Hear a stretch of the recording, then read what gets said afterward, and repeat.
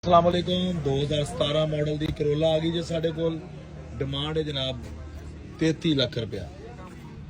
गड्डी साफ सुथरी, छत डिग्गी बोनट गारंटी नाल जैनवन जे, साइडा की माड़ी मोटी कोई टचिंग है, साइडा भी पीस जैनवन ने, ठीक है।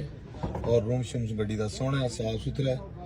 ये गड्डी दियो किसी को कमी पेशी हो जाएगी। फ्रंट गड्डी का बहुत खूबसूरत है, फ्रंट पट्टी भी जैनवन है, अजे तक अपने नट ने, ठीक है। दे दे पियो, कोई लाइट नहीं रिपेयर हुई, ये निजाम चलाओ, इन्हें दो किसी को। यह साइड में जैनवन लगन डी सारी गड्डी अच्छी है, रेट वाइज भी ठीक है, मुनासिब भी हो जाएगी। 17 model GLI manual gear, 33 lakh demand.